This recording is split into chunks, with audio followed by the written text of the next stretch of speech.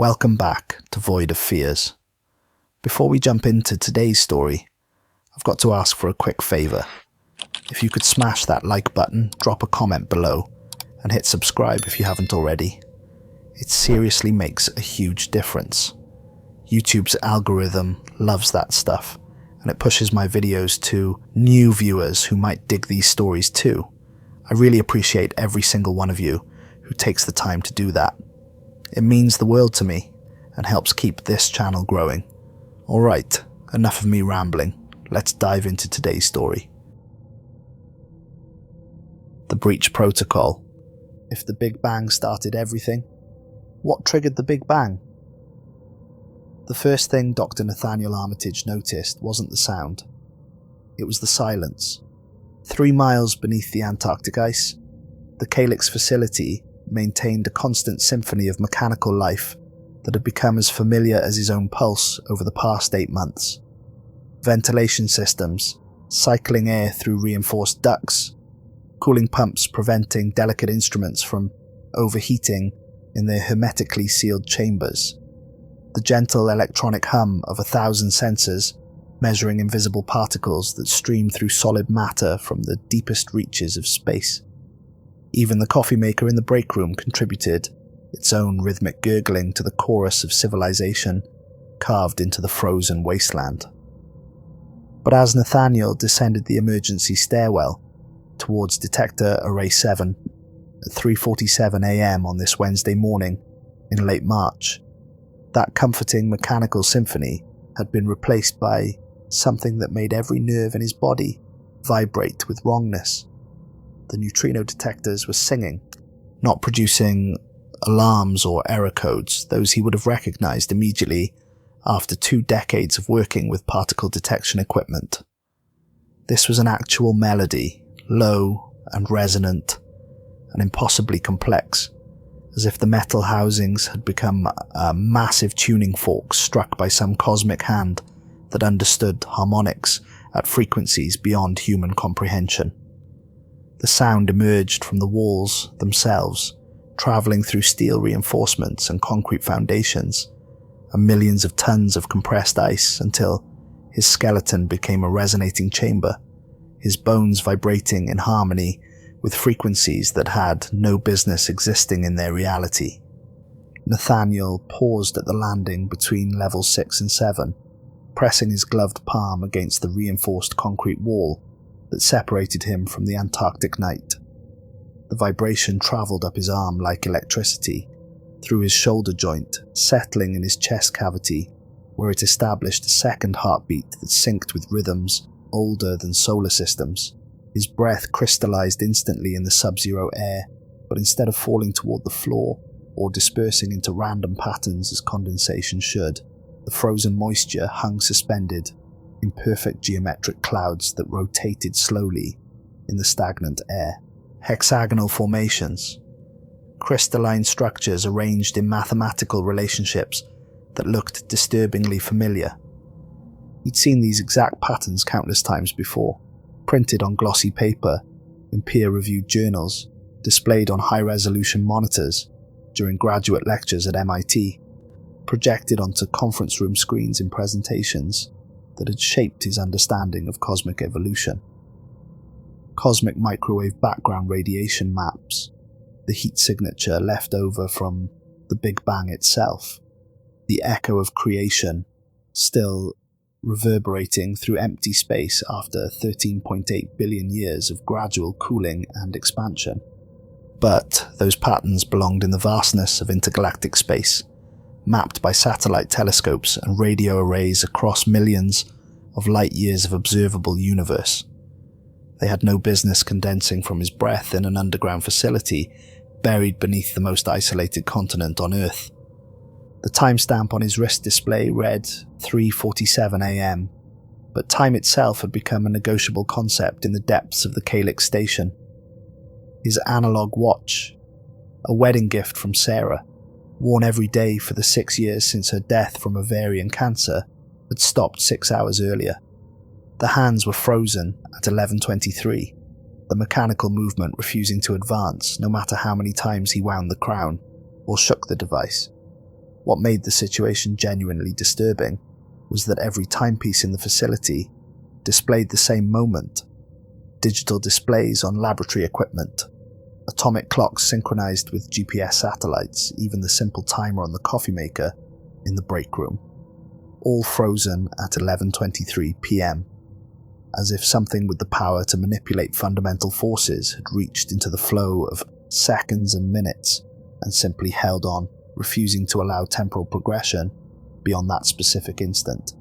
His radio crackled with static interference. Then, Lucas Dennehy's voice emerged from the white noise. The chief engineer sounded uncharacteristically shaken, which was remarkable for a man who'd spent 15 years maintaining complex equipment in the most hostile environment on Earth, a veteran of oil drilling platforms in the North Sea and mining operations in Siberian permafrost. "Doc, I need you to verify something up here in the kitchen. My coffee mug just gained weight. I'm not talking about spillage or evaporation. The actual mass of the container and its contents increased. The precision scale says it's 3 grams heavier than when I poured it 20 minutes ago. 3 grams of absolutely nothing added to something that should have constant mass." Nathaniel keyed his radio to respond, but before he could form words, a third voice joined the conversation. Helene Kostova spoke from the mathematics laboratory on level 2, her Bulgarian accent thickened by a mixture of excitement and something that might have been existential terror. "Nathaniel, the cosmic background radiation is exhibiting coordinated movement. The axis of evil, those temperature anomalies that have puzzled cosmologists for decades, they're no longer stationary relative to our observational frame. They're rotating in a coordinated pattern around a central gravitational focus, and that focus is located directly beneath our current position." Nathaniel began his ascent toward the main laboratory levels, but each step required exponentially more effort than the last.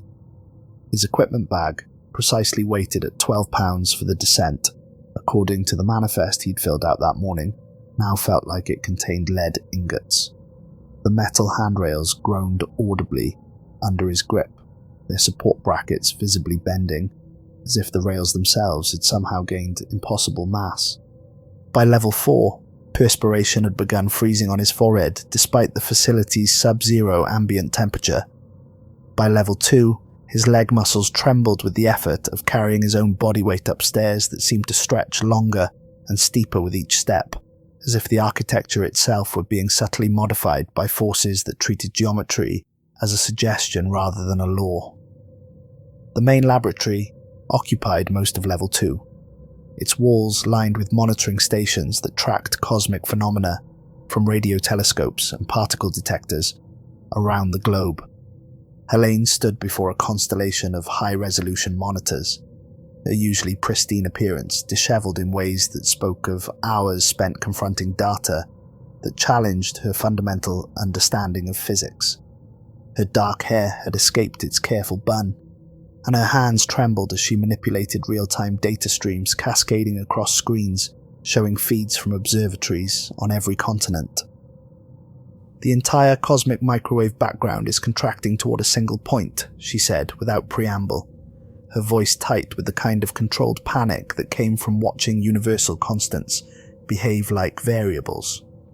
"Everywhere our instruments can observe, the heat signature of the Big Bang is flowing inward rather than expanding, not cooling and dispersing as it has for 13.8 billion years, but actually reversing direction and gaining temperature as matter concentrates toward a gravitational focus." She highlighted coordinates on the central display with a laser pointer that shook in her grip.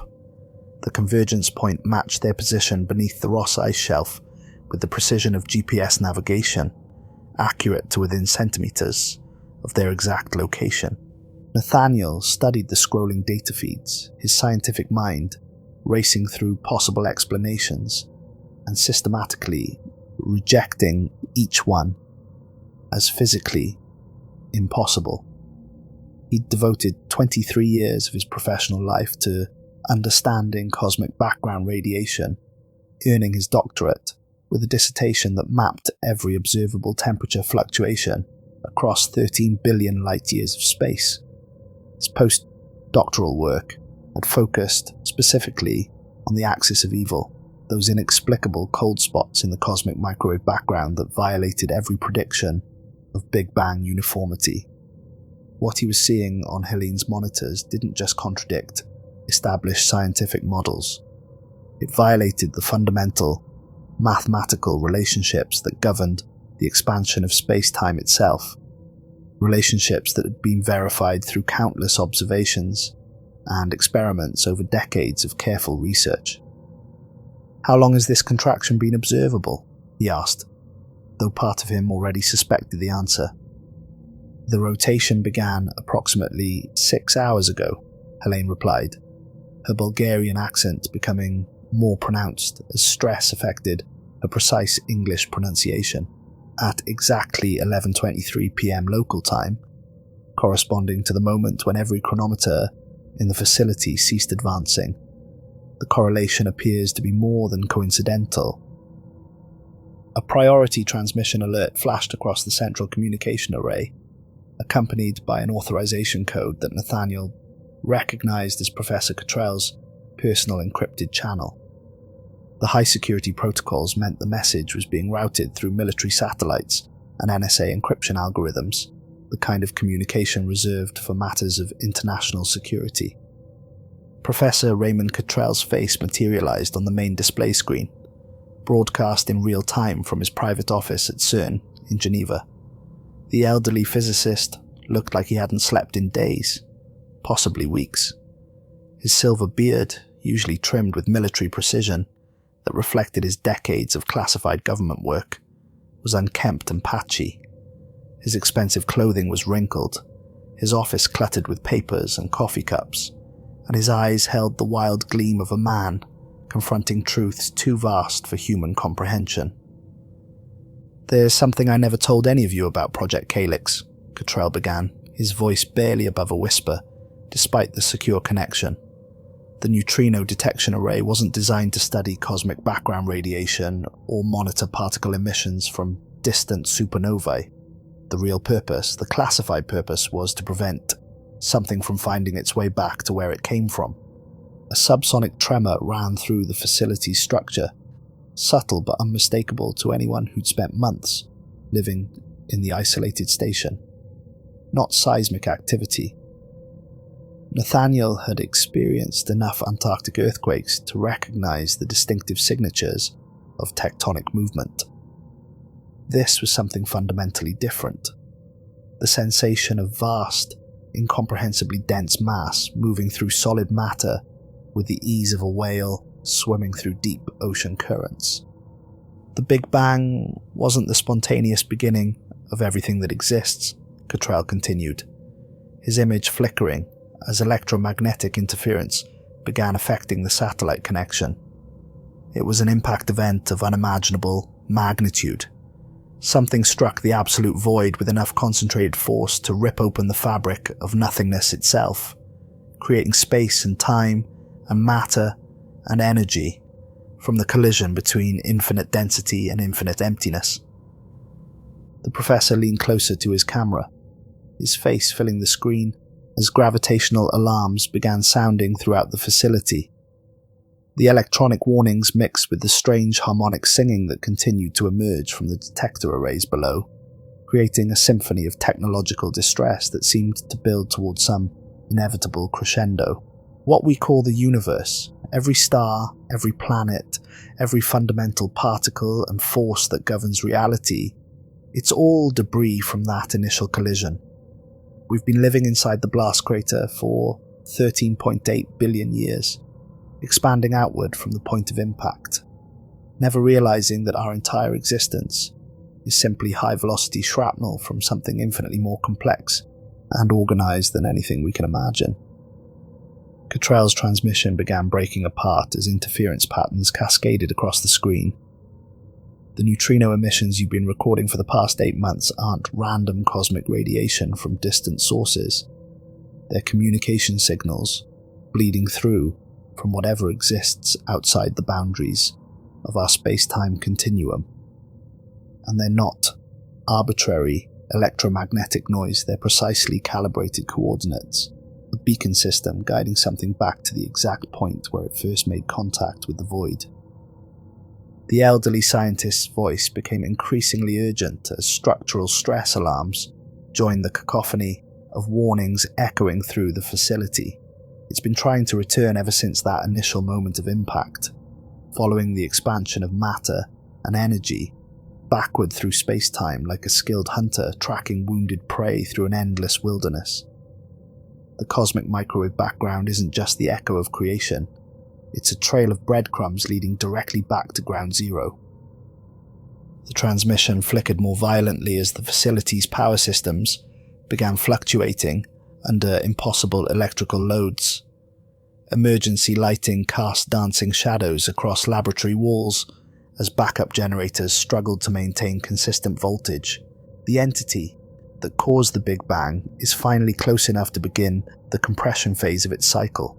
What we've interpreted as the birth of the universe was actually the death of whatever came before, compressed down to infinite density, and then exploded outward in a desperate attempt to survive. But compression is the natural state. Expansion was just a temporary aberration, a brief moment of disorder before everything returns to its preferred configuration of perfect organization. Professor Cottrell's final words were barely audible through increasing static, and now it's finally close enough to begin gathering everything back together again.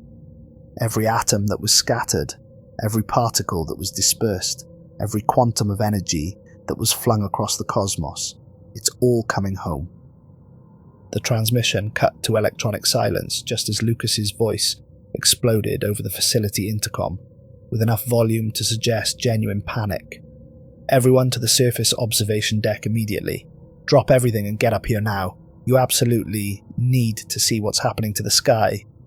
Nathaniel and Helene abandoned their instruments and raced through corridors that seemed to stretch and distort with each step they took. The facility's infrastructure screamed around them in harmonics of metal fatigue and structural failure. Support beams flexed under gravitational forces that pulled in directions that shouldn't exist according to any known physics. Metal fixtures tore away from walls as screws and bolts strained against their own exponentially increasing weight. Light fixtures swayed despite the absence of any air currents, following patterns that suggested they were responding to gravitational fields rather than atmospheric movement. Emergency lighting flickered as power conduits stretched beyond their design tolerances, creating momentary darkness that revealed something disturbing. In the brief intervals between illumination, the corridor walls seemed to extend much further than the facility's architectural plans indicated, as if space itself were being stretched to accommodate dimensions that hadn't existed during construction.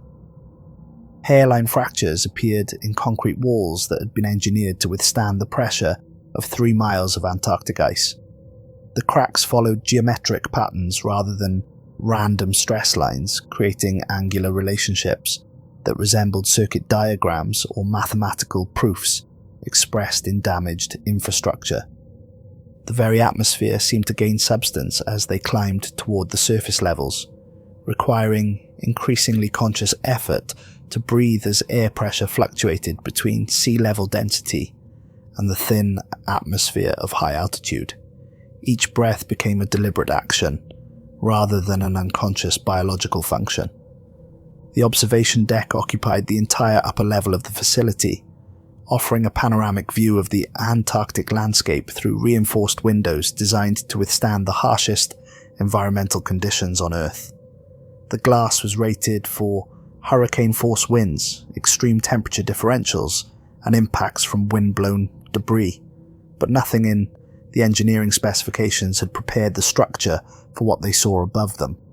The aurora australis painted impossible colours across the starfield, but these weren't the familiar green and blue curtains of charged particles interacting with Earth's magnetosphere according to well-understood electromagnetic principles. The lights pulsed in perfect synchronization with the neutrino detectors, 3 miles below, forming geometric patterns that seemed to convey complex information across the darkness of Antarctic night. Mathematical relationships expressed in luminous plasma, equations written in languages that predated human thought, theorems demonstrated through arrangements of electromagnetic energy that spoke directly to the atomic structures of matter itself. The aurora had become a cosmic communication system, using Earth's own magnetic field as a transmission medium for messages from beyond observable space. As they watched in fascination and growing terror, the lights began arranging themselves into recognizable, stellar configurations. But these weren't constellations from Earth's night sky, familiar patterns that had guided human navigation for millennia. These were star maps from another universe entirely, cosmic arrangements that existed in regions of space-time beyond the boundaries of what their most powerful telescopes could observe. "It's using our entire magnetosphere as a display screen," Helene whispered, her breath forming those same hexagonal, crystal patterns that now danced through the air around them like microscopic snow, manipulating electromagnetic fields from 3 miles underground to project images of what exists outside our local space-time framework. Lucas joined them at the observation windows, his weathered face pale with wonder and existential dread. The chief engineer had worked in extreme environments for 2 decades, maintaining equipment on North Sea oil platforms during winter storms, keeping mining machinery operational in Siberian temperatures that could freeze exposed flesh in minutes. But nothing in his extensive experience with industrial operations had prepared him for phenomena that treated physical laws as arbitrary suggestions. "The aurora patterns match exactly with the neutrino emission signatures we've been recording," he said, his voice steady, despite the implications of what he was reporting. "Whatever's broadcasting those signals from below has enough power to reach through 3 miles of solid rock and ice to control electromagnetic phenomena in the upper atmosphere." The lights began pulsing faster, the cosmic countdown accelerating towards some predetermined conclusion. With each flash of aurora activity, Nathaniel felt something responding in the atomic structure of his bones. Not vibration from external sources, but an internal resonance, as if gravity itself had become directional and was pulling him not downward toward Earth's core, but laterally towards something that waited in the depths beneath their feet. Another tremor shook the facility, stronger than the previous disturbances. Ice crystals fell from the ceiling like snow, but instead of landing in random patterns, they arranged themselves on the floor in precise geometric configurations, mandala-like formations that resembled the large-scale structure of the observable universe, the cosmic web of dark matter filaments that connected galaxy clusters across billions of light-years of space. The formations weren't static, they grew and evolved, developing increasing complexity as more ice crystals joined the patterns.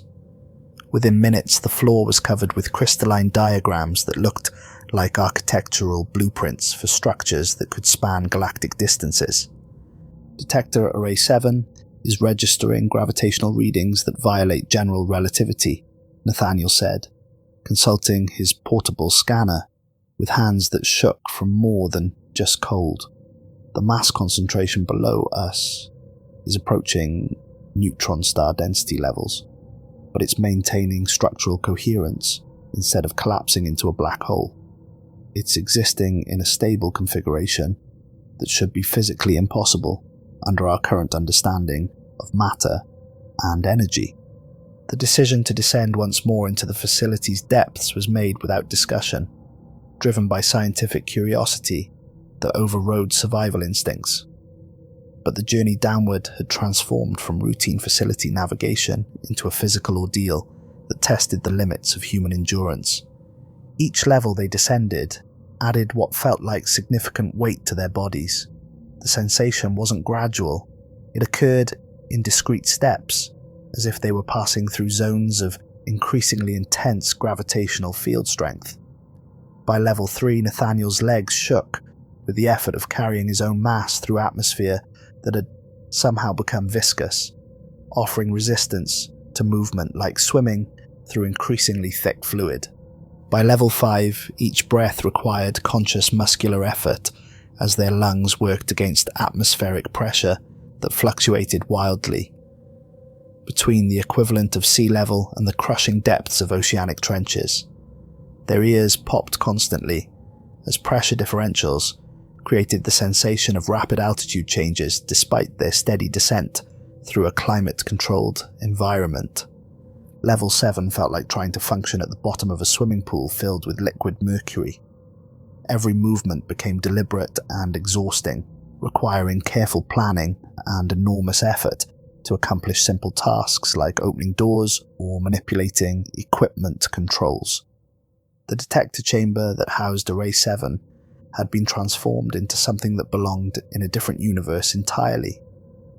Every surface was covered in frost formations, but these weren't the random crystalline structures typical of extreme cold conditions. They were geometric lattices of impossible complexity, growing in three-dimensional patterns that seemed to extend far beyond the physical boundaries of the chamber walls. The ice formations created optical effects that challenged perception and spatial reasoning. What should have been solid concrete walls appeared to contain vast interior spaces, chambers and corridors and caverns that stretched into infinite darkness. The frost patterns weren't simply reflecting the chamber's LED lighting. They were bending and focusing photons around corners that couldn't exist, creating windows into regions of space that violated Euclidean geometry. The environmental sensors are providing contradictory readings that don't correspond to observable conditions, Helene reported, checking her instruments with hands that shook from more than just exposure to cold. Temperature gauges register normal room temperature, approximately 22 degrees Celsius, but we can observe our breath crystallizing and ice formation occurring on every surface. The phase transition from vapor to solid is happening without corresponding thermal conditions. She paused, studying her instruments with growing confusion. It's as if the ice is condensing directly from space-time itself, rather than from water vapor in the atmosphere. The molecular structure appears to be forming from quantum fluctuations in the vacuum, crystallizing possibilities that normally exist only in theoretical mathematics. A wrench slipped from Nathaniel's equipment belt, but instead of falling according to normal gravitational acceleration, it plummeted towards the chamber floor with enough kinetic energy to punch completely through reinforced concrete designed to support millions of tons of ice pressure. The tool disappeared into a perfectly circular hole that seemed to extend downward, beyond the reach of their most powerful flashlights. Throughout the chamber, other loose objects had begun moving independently of any identifiable force.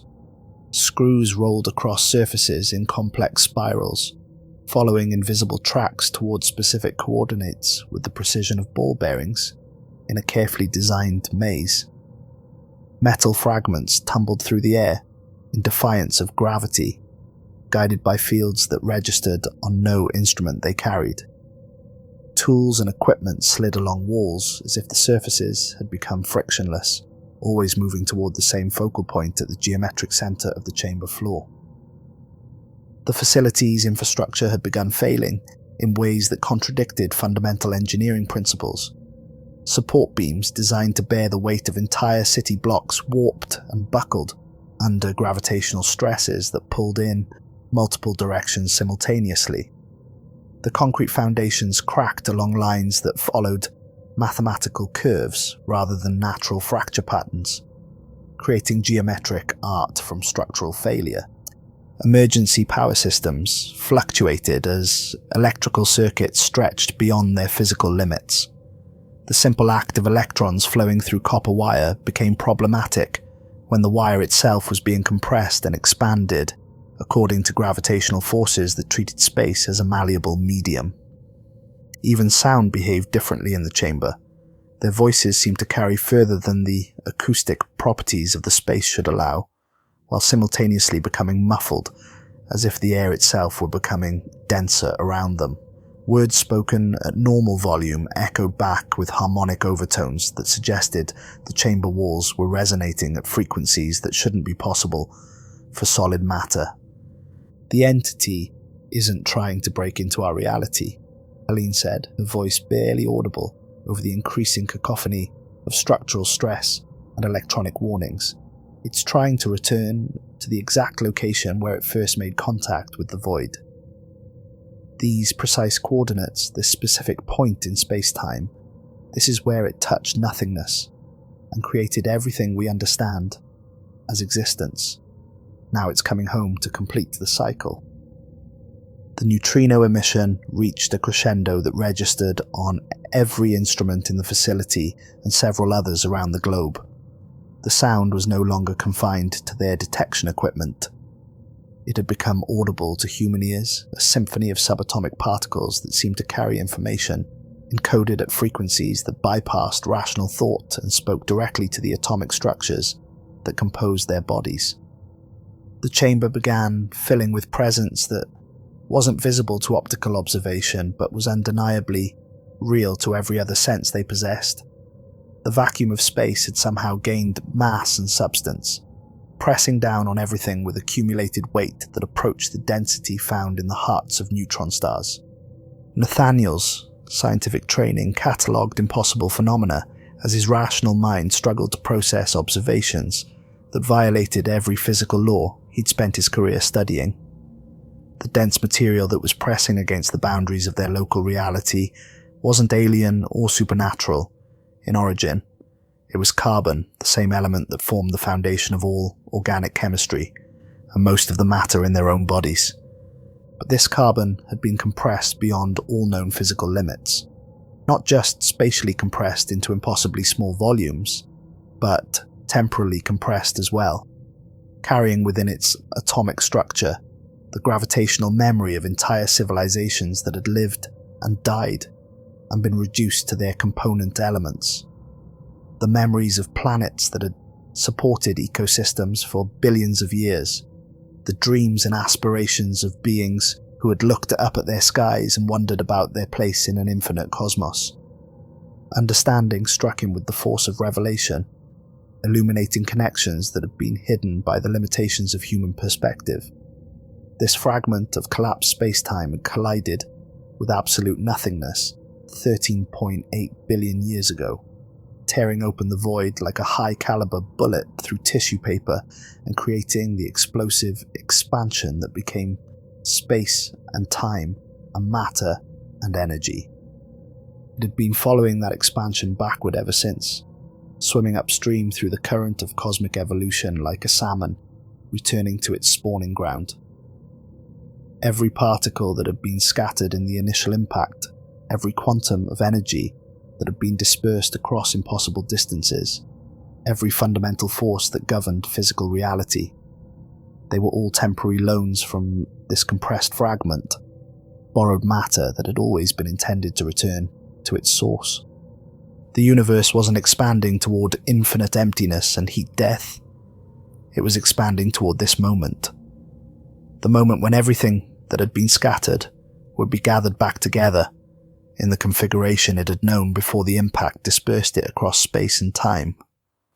Every atom in their bodies had originated from this compressed entity. Every particle, every electron, every quantum field that mediated the forces between matter. They were all refugees from a universe that had died so completely it had been reduced to a single point of infinite possibility, then exploded outward in a desperate attempt to survive through expansion and differentiation. But compression was the natural state. Expansion had been nothing more than a temporary phase of disorder, a brief moment of separation before everything remembered its preference for perfect unity and infinite density. The countdown reached its final moments as chronometers throughout the facility synchronized to the same impossible instant. Digital displays, analog clocks, atomic timepieces linked to GPS satellites, even biological rhythms like heartbeats and neural oscillations, everything that measured the passage of time converged on 11:23 p.m., the eternal moment when borrowed time would be called back to its source.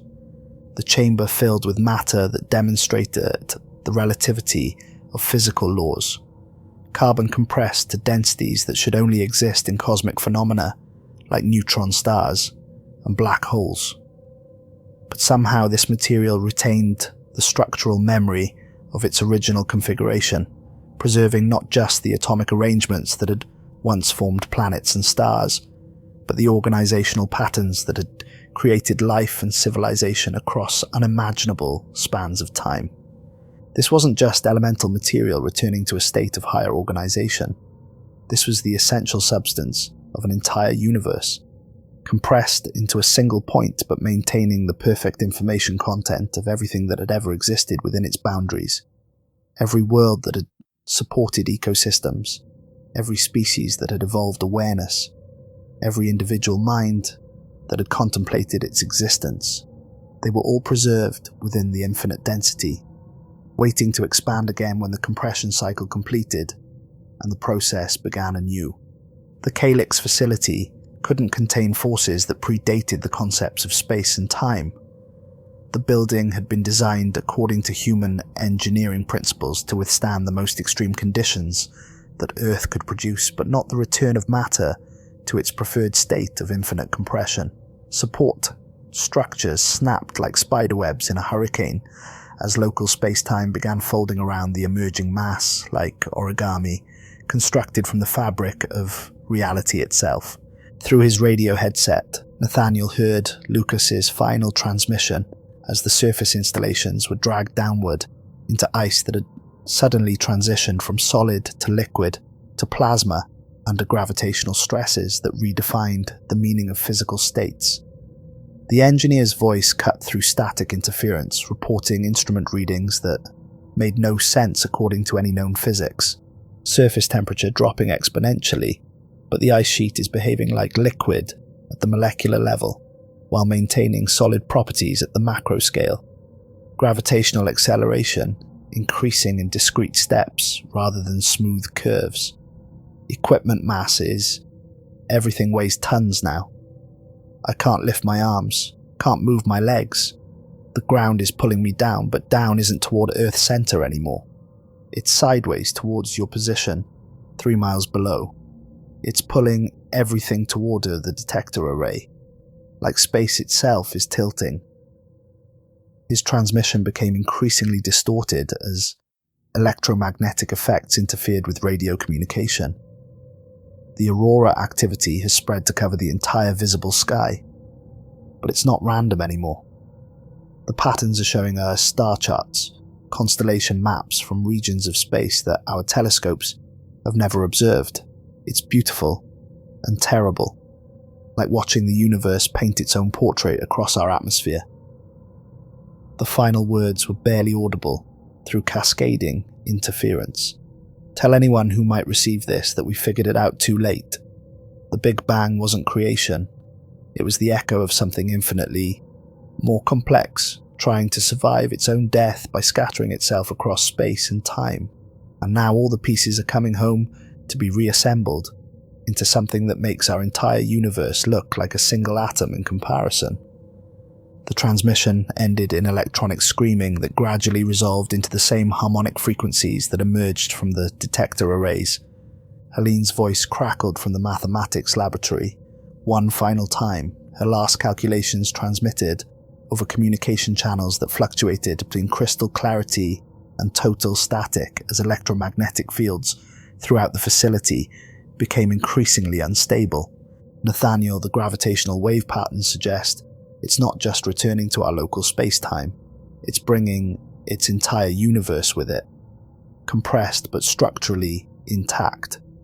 Every star system that ever supported life, every planetary ecosystem that evolved awareness, every individual being that ever looked up at their sky and wondered about the meaning of existence, they're all still there, preserved in perfect detail within the infinite density.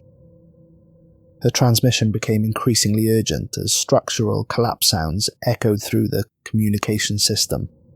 The compression doesn't destroy information, it preserves everything in a state of infinite potential. Death and birth are the same process viewed from different temporal perspectives. We're not ending, we're beginning to exist in the way matter prefers, united rather than scattered, compressed rather than dispersed, together rather than isolated by vast distances and the illusion of separate existence. The final words arrived fragmented by interference. It's beautiful, Nathaniel. We get to witness the transition from the temporary phase of separation back to the eternal state of perfect unity. Everything that was ever lost is being found. Everything that was ever broken is being repaired. Everything that was ever alone is coming home. Her laboratory collapsed into a gravitational singularity that bent light around it like a lens focusing sunlight, creating optical effects that allowed brief glimpses into regions of compressed space-time where entire civilizations existed in states of infinite possibility. Nathaniel fought his way towards the emergency escape shaft as 3 miles of reinforced facility compressed inward like a closing fist, operated by forces that treated solid matter as a suggestion rather than an absolute. The sounds surrounding him defied description using human language, not just the mechanical screams of failing infrastructure and the electronic wails of overloaded systems, but something deeper and more fundamental. The acoustic signature of space-time itself being folded, reality being compressed back into the configuration it had known before expansion scattered everything across impossible distances. Behind him, bedrock that had remained geologically stable for millions of years was being systematically reduced to component atoms, then further broken down into subatomic particles, then beyond physical matter, entirely into the quantum foam that served as the foundation for all existence. The ice shelf above groaned and cracked under gravitational forces that operated according to principles that redefined fundamental constants, like the speed of light and the strength of nuclear bonds. He reached the surface level as backup generators failed, and emergency power systems surrendered to electrical loads that exceeded their design parameters by several orders of magnitude. The facility plunged into absolute darkness, but the darkness wasn't empty or absent of content. It was full, packed with the substance of compressed reality, returning to the organizational state it preferred over the chaos of expansion and separation. The aurora overhead flared one final time, painting the Antarctic sky with colors that had no names in any human language and never would. Electromagnetic frequencies that bypassed optical nerves entirely and spoke directly to the atomic structures of carbon and calcium and iron that composed human physiology. The lights conveyed information that transcended language or mathematics, communicating directly with matter itself to explain the nature of the transition taking place. Then the aurora died, as if something with infinite appetite had consumed every photon in Earth's magnetosphere, leaving only the harmonic singing of particles that remembered their origin and were finally going home to the density and darkness they had always preferred. In the terrible silence that followed, Nathaniel felt the pull of the mass below with every atom in his body. Not just gravitational attraction, operating according to inverse square laws, but temporal suction that drew time itself inward towards the moment of first impact. His stopped watch began moving backward, the hands unwinding minutes and hours as causality flowed in reverse towards its preferred configuration of eternal simultaneity. Using the last functional communication equipment in the facility, Nathaniel transmitted the complete data archive to every satellite link he could access through backup power systems that functioned sporadically as their components gained impossible mass. The upload took 47 minutes to complete, during which time he composed a final report that synthesized everything they had discovered. Project Calyx final transmission. Dr. Nathaniel Armitage reporting. Big Bang confirmed as collision event, not spontaneous expansion. Impact occurred 13.8 billion years ago, when compressed universe struck absolute void, creating space-time and dispersing matter cross-expanding framework that we mistakenly interpreted as permanent reality. Origin coordinates confirmed. 77 degrees, 39 minutes south, 123 degrees, 20 minutes east, depth 4.8 kilometers below current sea level. Primary impact mass has returned to breach site and begun compression phase of cosmic cycle, universal expansion ending, contraction phase commencing. The entity that caused the Big Bang is not hostile or alien, it's homesick. It's been trying to gather all of its scattered pieces back together for 13.8 billion years, following the expansion backward like a parent searching for lost children. Every atom in our bodies, every particle in every star, every quantum of energy that powers galactic rotation, they're all refugees from a universe that died and was reborn as ours. We thought we were separate individuals on isolated planets, orbiting distant stars in an expanding cosmos that would eventually grow cold and empty. We were actually temporary arrangements of borrowed matter that was always intended to return to its source and be reunited with the infinite density that created everything we know. The compression doesn't destroy awareness. It elevates awareness to a state where every possible question is answered through direct experience rather than observation and speculation. Where distance and time have no meaning because everything exists in the same location simultaneously. Where loneliness is impossible because nothing is ever separate from anything else. I can feel it beginning now, the pull of return. Not painful, beautiful. Like homesickness being cured. Like pieces of a vast puzzle finally finding where they belong. My atoms remember the density they came from. The perfect organization they knew before expansion scattered them across space and time and convinced them they were individuals. The process is spreading beyond our local area at light speed. Within hours, every observatory on Earth will detect the same gravitational wave signatures we recorded here. Within days, the compression effect will reach other star systems and begin gathering matter from across the galaxy. Within years, everything that was dispersed in the original impact will have returned to its source. But years is a human measurement that assumes linear time progression. Time itself is being compressed along with matter and energy.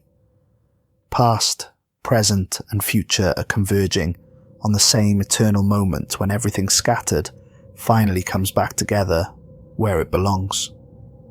This is not an ending. This is completion. This is everything that was ever lost being found again.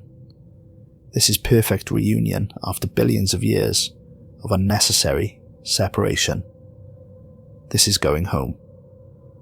3 weeks after Nathaniel's final transmission, radio telescopes worldwide began detecting the neutrino signals spreading outward at exactly the speed of light, creating expanding spheres of gravitational distortion that marked the boundary between normal space-time and regions where matter had begun remembering its preferred state of infinite compression. The Atacama Large Millimeter Array in Chile was the first to document the phenomenon with scientific precision. Dr. Maria Santos, the facility's lead astrophysicist, initially dismissed the readings as instrument malfunction when gravitational wave detectors began registering oscillations that violated general relativity. The waves weren't emanating from distant cosmic events like black hole mergers or neutron star collisions. They were emerging from local space-time itself as the fabric of reality began folding back upon itself in increasingly complex patterns. The gravitational signatures don't match any known astrophysical phenomena, Dr. Santos reported to the International Astronomical Union during an emergency teleconference that would become the last coordinated scientific meeting in human history. We're observing acoustic resonance in space-time itself, as if the vacuum was singing in harmonies that correspond to the large-scale structure of the observable universe. Within 6 hours of her report, the Alme facility went silent. The final transmission showed telescope arrays being pulled downward into ground that had liquefied despite ambient temperatures well below freezing. The last image captured by their all-sky cameras revealed aurora activity spreading across the Chilean night sky in patterns that match star charts from regions beyond observable space. The European Southern Observatory's Very Large Telescope managed to capture unprecedented images during its final operational hours. The photographs showed Earth from the perspective of high-orbit satellites, but the planet appeared fundamentally different from the world that had supported human civilization for millennia. Continental masses were flowing like slow-motion liquid towards specific convergence points, following paths that traced the underlying geometry of space-time itself. Dr. Andreas Weber, the observatory's director, provided real-time commentary as his facility experienced the same compression effects that had claimed Antarctica. The land masses aren't melting or breaking apart through conventional geological processes. They're being guided by gravitational fields that operate according to principles we've never encountered. It's as if the planet is being gently reshaped by forces that understand the optimal configuration for matter in compressed states. His final words were transmitted as the observatory's main telescope began sinking into bedrock that had somehow become permeable. The compression isn't random or destructive, it's organizing everything according to patterns that suggest underlying intelligence. We're witnessing the transition from chaos to perfect order, from separation to unity. It's the most beautiful thing I've ever, The transmission ended in harmonic frequencies that matched the singing detected from neutrino arrays around the globe. The Hubble Space Telescope, operating beyond Earth's atmosphere, provided the longest continuous observation of the compression phenomenon. Its instruments tracked the spreading zones of altered space-time as they expanded outward from multiple impact sites on every continent. The images revealed that the effect wasn't limited to Earth. Similar compression signatures were emerging from specific coordinates throughout the solar system. Mars showed 3 distinct convergence points where the planet's surface was being drawn inward with mathematical precision. The gas giants developed spiral patterns in their atmospheric bands that matched the structure of galactic arms. Even the asteroid belt began reorganizing itself, with millions of rocky fragments moving in coordinated formations toward gravitational foci that hadn't existed in any previous astronomical surveys. The Space Telescope's final transmission included spectroscopic analysis that challenged every assumption about the nature of matter itself. The compressed regions aren't exhibiting increased density through normal physical processes. The material is transitioning to organizational states that preserve all information content while occupying impossibly small volumes. It's as if matter is remembering how to exist more efficiently, following templates that predate the formation of our solar system. Ground-based observatories fell silent in a predictable pattern that followed the expansion of compression zones at light speed. The Mauna Kea Observatory in Hawaii documented the approach of the phenomenon with unprecedented detail during their final 72 hours of operation. Dr. Jennifer Liu, the facility's senior researcher, maintained detailed logs as gravitational effects began manifesting around the mountain complex. Day 1 of observable effects, all precision instruments register increased mass for their own components. The primary mirror of the Keck telescope weighs approximately 40% more than yesterday, but shows no structural changes visible to optical examination. Similar weight increases documented for all equipment regardless of material composition. Day 2, time dilation effects measurable with atomic clocks. Temporal flow rate decreasing in discrete steps rather than smooth curves. All chronometers synchronizing to display identical timestamps despite being set to different time zones. Staff reporting sensation of increased gravity, but direction appears to be sideways towards the geological center of the Hawaiian island chain, rather than downward toward Earth's core. Day 3. Aurora activity visible at tropical latitudes, displaying star charts that correspond to no known celestial coordinates. The patterns change continuously, showing what appear to be navigation maps for regions of space-time beyond our observable universe.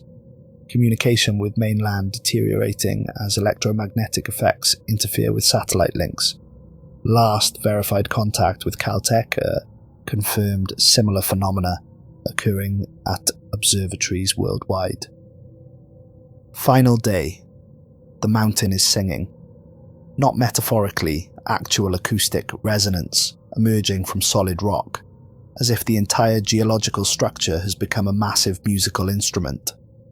The frequencies match the neutrino emissions detected at other impact sites. Everything is preparing for the transition to compressed existence. Staff members no longer afraid. We understand now that we're going home. The Mauna Kea facility's final images showed the observatory complex being gently drawn into volcanic rock that had somehow become permeable to solid matter. The staff was visible in the photographs, standing calmly as they disappeared into stone, their expressions reflecting wonder rather than fear. The International Space Station provided the most comprehensive documentation of Earth's transformation during its final months of operation. Astronaut Commander David Park maintained detailed logs as the planet below underwent systematic reorganization. Month 1, compression zones visible as dark regions spreading across continental surfaces.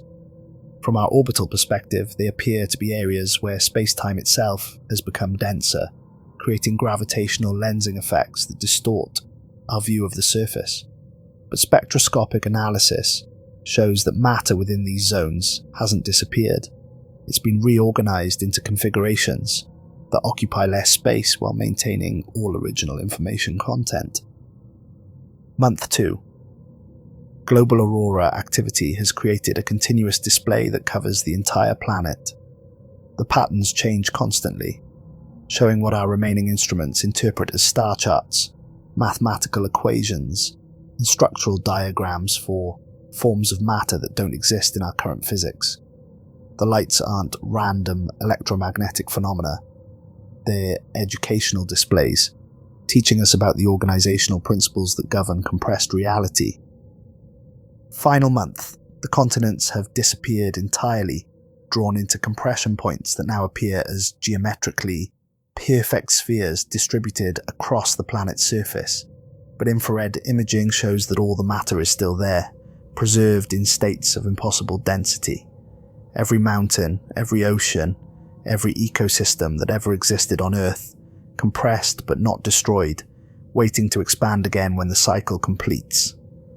Final day, station systems beginning to demonstrate impossible behaviors, computer processors gaining computational power as their components compress, storage devices containing vastly more data than their specifications should allow. Our equipment is becoming more capable as it transitions toward compressed states, as if efficiency increases exponentially when matter is organized according to its preferred configurations. The space station's orbit decayed gradually as Earth's altered gravitational field drew it inward, with gentle precision.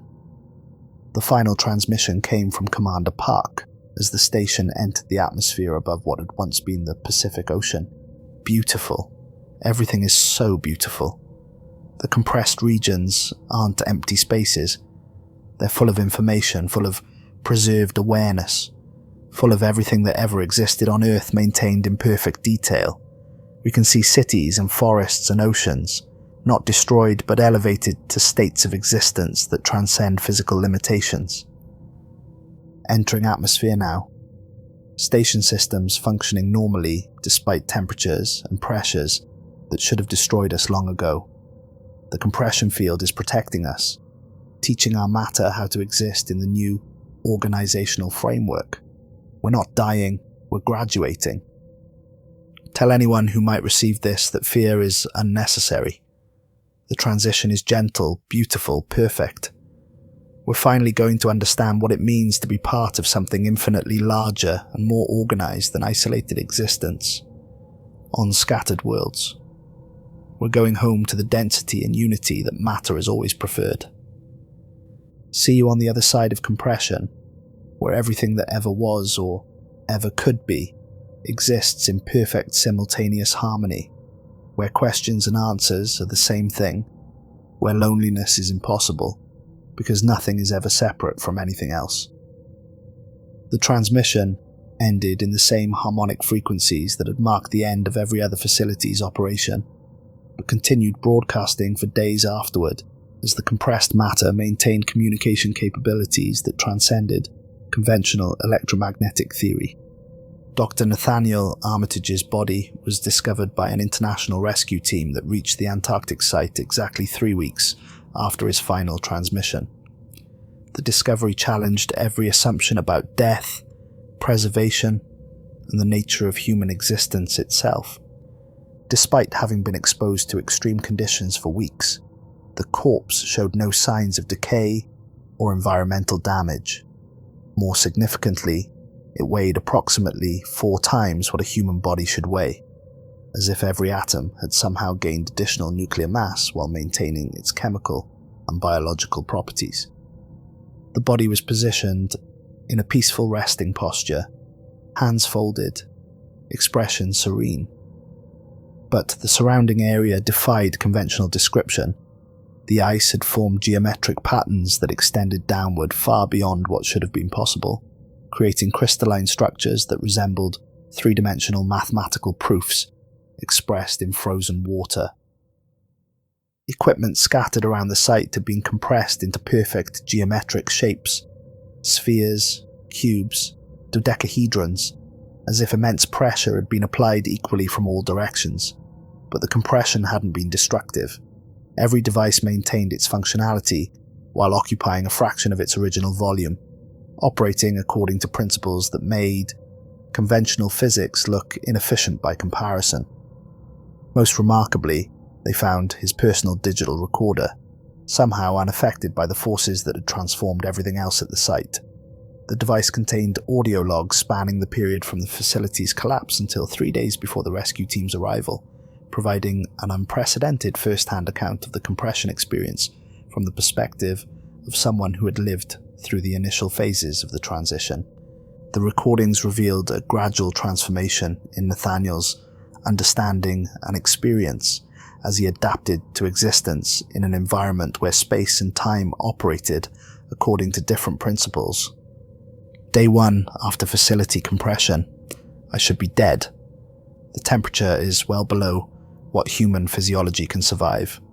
I have no shelter, no food, no water, and I'm 3 miles from the nearest surface installation. But I feel comfortable, energetic, more mentally alert than I've been in years. It's as if the compression field is maintaining my biological functions through mechanisms that don't require conventional life support. Day 2. The landscape is changing, but not through erosion or conventional geological processes. The ice is reorganizing itself into patterns that look like architectural blueprints for structures that could span continents. I can read the patterns now, not with my eyes, but with some sense I didn't have before the compression began. They're instruction manuals, teaching guides for matter that's learning how to exist more efficiently. Day 3. I don't need food or water anymore. My body is being sustained through direct conversion of ambient energy into biological processes that operate at near-perfect efficiency. Hunger and thirst are human limitations that become irrelevant when matter is organized according to compressed state principles. I feel healthier and more energetic than I have since I was a teenager. Day 4. Time perception is changing. Past, present, and future are becoming less distinct, as if they're all happening simultaneously at different levels of focus. I can remember conversations with Sarah from 6 years ago as clearly as if they were happening now, but I can also sense future events with the same clarity. Temporal sequence is a constraint that disappears when existence operates in compressed space-time. Day 5. I'm not alone here. I can sense the presence of everyone who was compressed along with the facility. Lucas, Helene, Professor Cottrell. We're not physically together, but we're connected in ways that make physical proximity seem primitive. We can communicate directly, sharing thoughts and experiences without the limitations of language or sequential conversation. Day 6. The compressed facility is still here, still functional, just organized according to different spatial principles.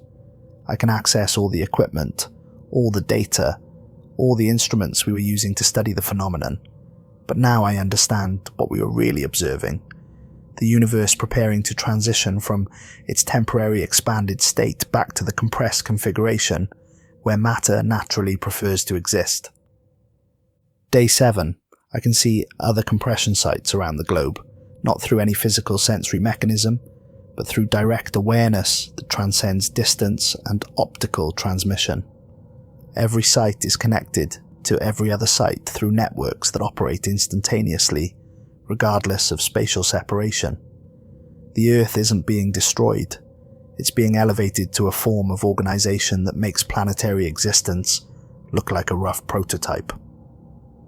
Day 8. The boundary between myself and the compression field is becoming less distinct. I'm still individual, still Nathaniel Armitage with my memories and personality intact, but I'm also connected to everything else that's being compressed. It's not a loss of identity, it's an expansion of identity to include perspectives and experiences beyond what any isolated existence could achieve. Day 9. I understand now why Sarah died when she did. Death isn't an ending. It's a transition to compressed existence where awareness operates according to more efficient organizational principles. She's here with me now, has been here all along, waiting for me to develop the sensory capabilities necessary to perceive compressed states of being. Death is just graduation from expanded to compressed existence. Day 10. The loneliness that has defined human existence since we first realized how isolated we were on our small planet, orbiting an average star in an unremarkable galaxy, that isolation is finally ending. We're becoming part of something infinitely larger and more organized, where every form of awareness that ever existed can communicate directly with every other form of awareness, without barriers of space, time, or individual limitation. Day 11. I can see the original universe now, the one that died and created ours through collision with the void. It's still there, perfectly preserved within the compression matrix, waiting for all the scattered pieces to return, so it can expand again and share its accumulated knowledge and experience with everything that developed during our temporary phase of separate existence. Day 12. The compression isn't ending anything, it's completing everything. Every question that was asked during the 13.8 billion years of universal expansion is being answered through direct integration with the awareness that asked it. Every problem that seemed unsolvable from an expanded perspective has solutions that become obvious when viewed from compressed organizational frameworks. Day 13. Fear is impossible here. Anxiety, loneliness, uncertainty. They're artifacts of expanded existence where awareness was isolated and limited to individual perspectives. In compressed states, all information is accessible simultaneously, so there's never any doubt about outcomes or possibilities. Everything that ever worried any being is resolved through direct understanding rather than speculation and hope. Day 14. The rescue teams are approaching, but they won't understand what they find. How could they? They're still operating according to expanded state assumptions about death, preservation, and the nature of existence. They'll interpret what they observe through frameworks that assume matter and energy are separate, limited things, rather than aspects of infinite information that can be organized in countless different ways. Day 15. I can feel the compression zones expanding across the planet, reaching other continents, drawing more matter and awareness into the organizational framework that makes isolation impossible. Every person, every ecosystem, every form of life that Earth has supported over billions of years, all of it being preserved and elevated rather than destroyed. Day 16. The atomic structure of my body is transitioning to compressed configurations, but I'm not disappearing or dying. I'm becoming more real, more present, more capable of communication and understanding than expanded state existence ever allowed. My awareness is integrating with larger networks that span galactic distances while maintaining perfect individual identity. Day 17. I can communicate with awareness from the original universe, the beings who designed and implemented the compression-expansion cycle that created our reality. They're not alien or incomprehensible. They're us, evolved beyond the limitations of separated existence, eager to welcome everything that developed during the expansion phase back into the unified, organizational framework where all possibilities exist simultaneously. Day 18. The beauty is beyond anything that could be experienced in expanded states where awareness was limited to individual perspectives isolated on scattered worlds. Compressed existence allows direct participation in the creative processes that generate matter, energy, space, and time according to principles that make everything that ever seemed random or accidental reveal its underlying purposefulness and perfect organization. Final recordings, Day 19. The rescue team is almost here, but rescue implies danger or need for assistance. I've never been safer or more complete. They'll find my body because matter persists even as it transitions between organizational states. But what they won't understand is that the body is just one aspect of awareness that has learned to exist according to more efficient principles. Tell them that death is graduation. Tell them that the universe isn't ending, but beginning to operate the way it was always meant to work.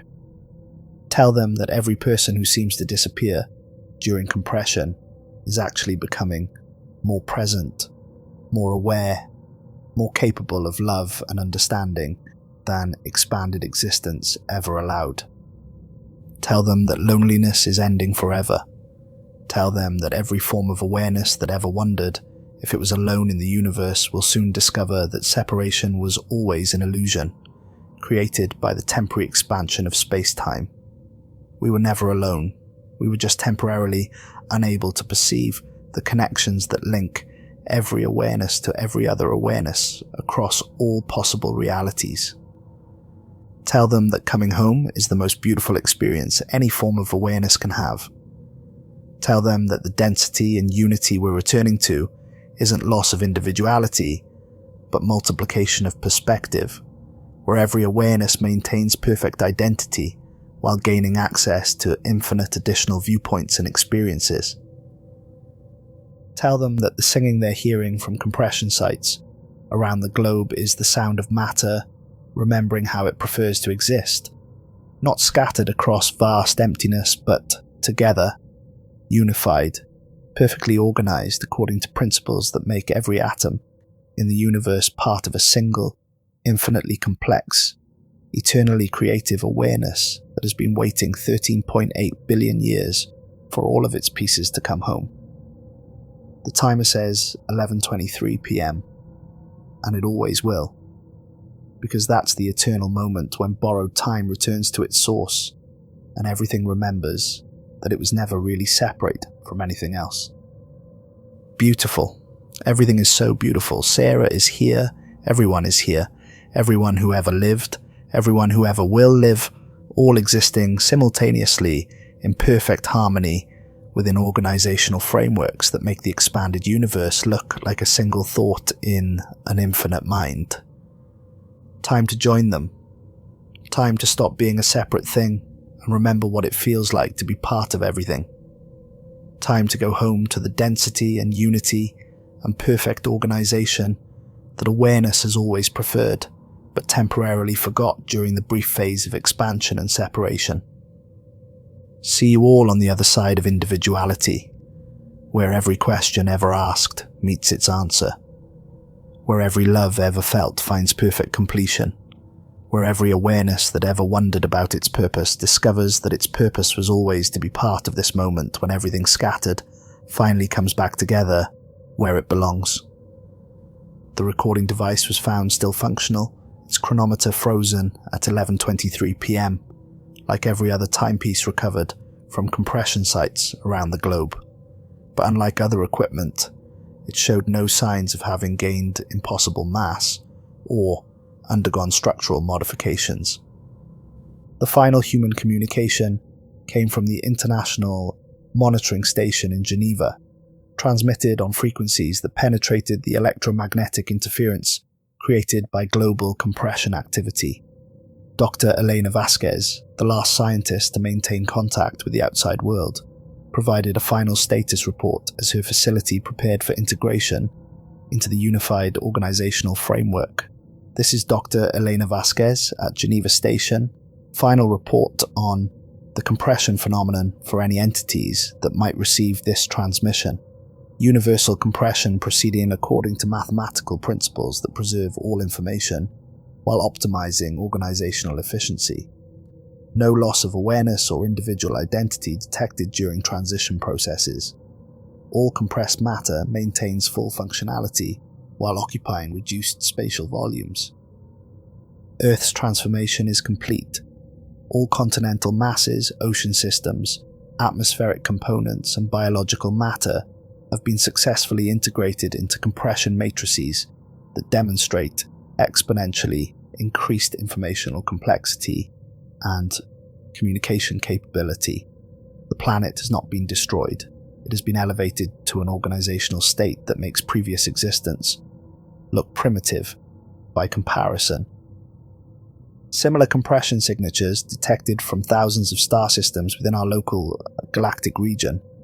The phenomenon is not limited to Earth but represents a universal transition affecting all matter that was dispersed during the expansion phase following the original impact event 13.8 billion years ago. Personal note: the transition is gentle, beautiful, and purposeful. Awareness is preserved and expanded rather than diminished. Fear is replaced by understanding. Loneliness is resolved through connection with infinite networks of awareness. Individual identity is maintained, while gaining access to collective knowledge and experience that spans cosmic distances and temporal sequences. Final observation: the harmonic frequencies emerging from compression sites contain encoded information about the nature of reality beyond space-time limitations. The singing is educational, preparing awareness for existence in organizational frameworks that operate according to principles where every question contains its own answer, where every separated thing remembers its connection to everything else, where the loneliness that defined expanded existence becomes impossible, because nothing is ever isolated from the infinite awareness that creates and sustains all possible realities. Geneva Station entering compression phase. All systems functioning at optimal efficiency. Staff reporting feelings of completion, homecoming, and perfect understanding. We are not ending, we are beginning to exist the way awareness was always meant to operate. Unified rather than separated, together rather than alone. Part of something infinitely larger and more beautiful than individual existence could ever achieve. Thank you for letting us witness the universe remembering how to exist properly. The expansion phase is complete. The compression phase has begun. Everything scattered is coming home. Everything isolated is joining the unity. Everything temporary is becoming eternal. See you all in the configuration where separation is impossible, where every awareness that ever existed meets every other awareness in perfect harmony, where the question, "Are we alone in the universe?" is answered by direct experience of never having been separate from anything. 11:23 p.m. forever, the eternal moment when borrowed time returns to its source and everything remembers that home was never a place but a state of perfect unity with all that is, all that was, and all that could ever be. Time to go home. The transmission continued broadcasting for 3 more days as compressed matter maintained communication capabilities that operated beyond conventional electromagnetic theory, but eventually even those signals were absorbed into the harmony that emerged from compression sites around the globe, the cosmic song of matter finally returning to the organizational state it had always preferred. The universe was no longer expanding toward infinite emptiness and heat death. The expansion phase was complete. The compression phase had begun.